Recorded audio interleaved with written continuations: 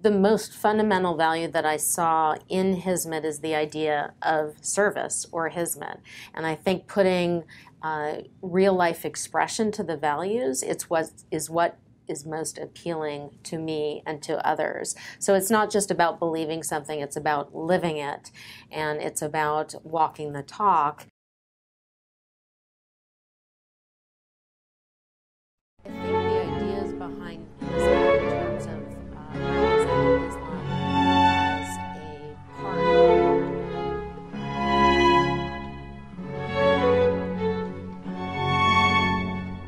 in terms of intercultural and interfaith dialogue, which have been very prominent.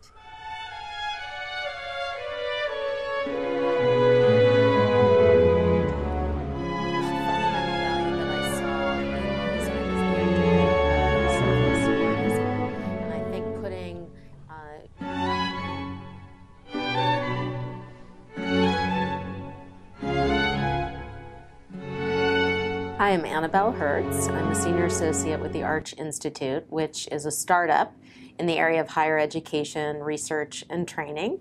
And I've worked with nonprofits and NGOs for about 15 years in international relations and international development. So I became familiar with Fethullah Gulen about a year ago and started reading up on his background, his philosophy, his teachings, his readings.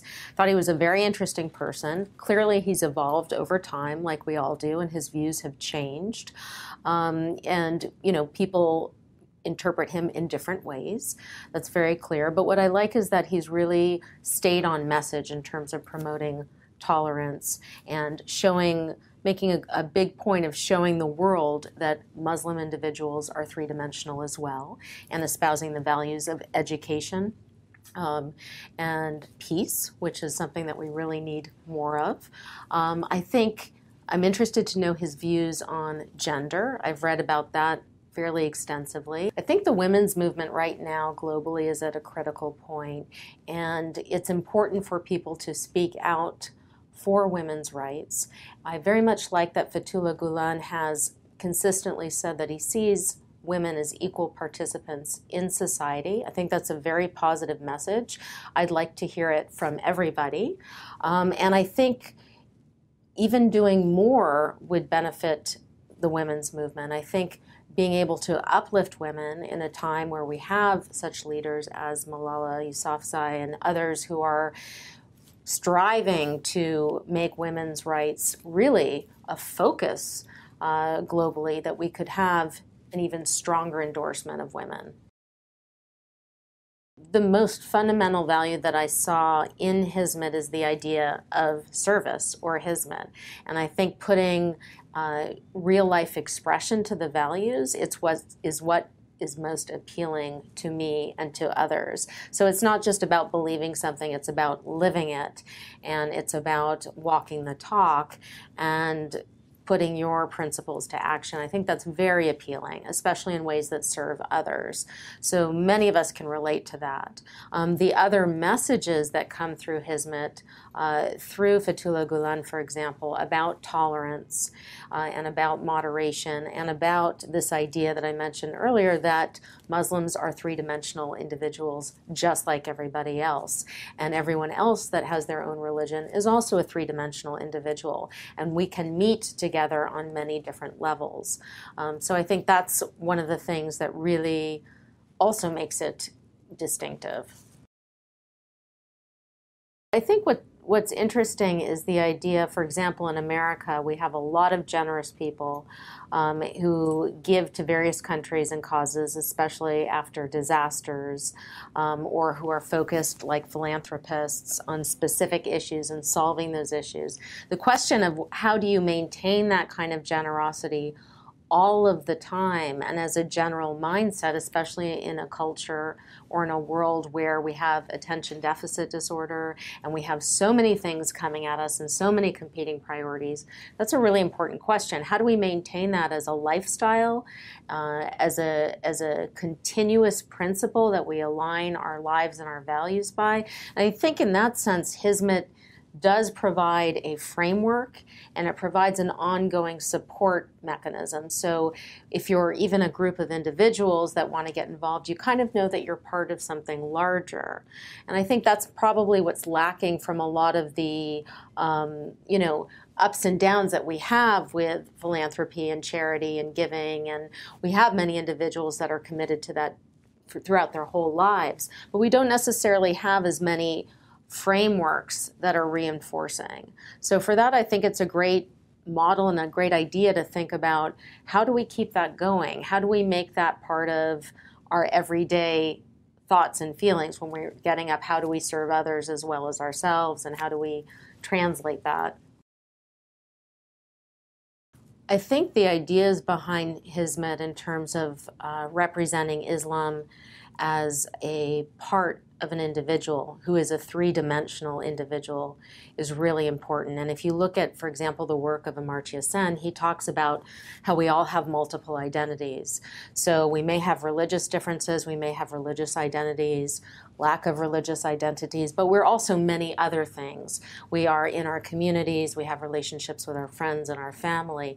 And so I think what Gulen's teachings provide is a basis for seeing that more clearly and seeing that people have many dimensions to them, and being a Muslim is one of those dimensions.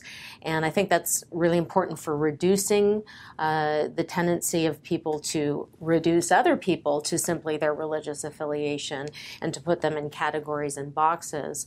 It's also important because it basically encourages people to cultivate those other parts of themselves as members of civil society, in arts and culture, any other kind of community group, and that contributes greatly to a pluralist society. So the more avenues individuals have to express themselves, the more balanced society is going to be in general. So I think from that point of view, Gulen's teachings are very modern and liberal and appeal to people who are not Muslims and outside of the movement. In terms of intercultural and interfaith dialogue, which the Rumi Forum has been very prominent in promoting, and that's actually what drew me into the Rumi Forum, I think it's such an important role for the organization and for the spirit of Hizmet. There's so much animosity right now between various religions. I think it's actually a source of strength of a religion when religious people are comfortable meeting with one another.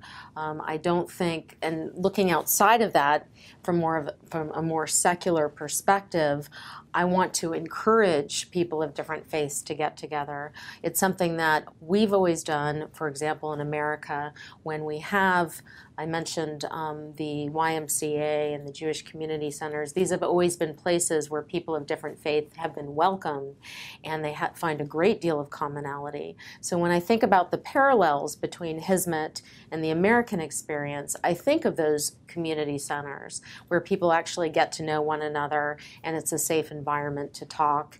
And I think it's actually one of the most positive things that we can be doing. So that was really what drew me towards the Rumi Forum, was that message. And I think it's a message that is often taken for granted and, really actually needs to be articulated very directly and frequently. I think Hizmet's emphasis on education is really important. It's probably the second most important message after the message of tolerance and peace. It's something that we need to emphasize. We're seeing all over the world that an education can make a difference in what people believe about the differences between themselves and others, the economic opportunities that are available to them, and general awareness. And I think it increases a country's ability to compete and to turn out the next generation of great thinkers. So I think it's an excellent focus for Hizmet. From what I understand and what I've seen, Hizmet is not a political organization or a political movement. That having been said, is a movement that's gaining ground. The kinds of values that are going to be transmitted through Hizmet and through the people that are volunteering or sponsoring projects overseas, that will happen. You will have both a dialogue, a back and forth of values, and a transferring of values. But I think those values are universal, and I think it's a reinforcement of values that many people have, and that's why they're drawn to it.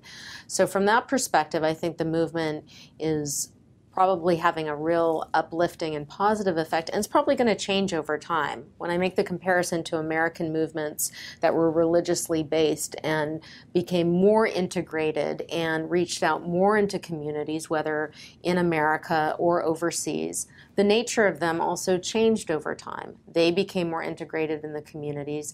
They became broader in some sense, but they never lost the actual principles that were motivating them.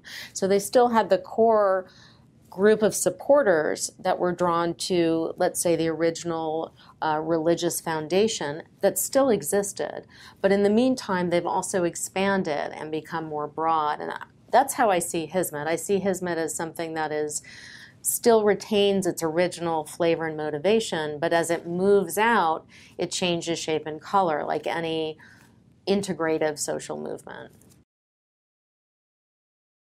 But from what I've read, the educational and social facilities that Hizmet is sponsoring are integrated in the community, and it is a non-proselytizing organization that nevertheless introduces Turkish culture and Turkish language to individuals, and I think that's a really important function. So I think by being there and being present, those individuals end up becoming ambassadors, whether for Turkey or Turkish culture, and of course that's the most effective way to develop people-to-people relationships is through those individuals that are committed to those causes, and they share that with the communities. So I very much like the idea of the Hizmet movement representing a Turkish opening into the world that's a peaceful opening. And despite the fact that we've had some recent throwbacks to earlier eras in which territorial conquest was the norm, this is actually the way that modern nation states need to think about themselves. And I think in that sense, if Hizmet is providing a model for Turkish people of how to relate in the world in a peaceful way, it's also providing a model for other states, whether they be small or whether they be large. And it's an alternative way of conducting international relations in that sense. The idea of dialogue between people of different religions, I think, is undoubtedly very important. And the Hizmet movement is definitely at the core of that dialogue between Muslims and people in the United States from my own personal experience. The way I view the Hizmet movement is it is one that is based upon understanding, much more than just tolerance of being able to accept that there is difference, but actually reaches out to look for those things that make us more alike than we are different.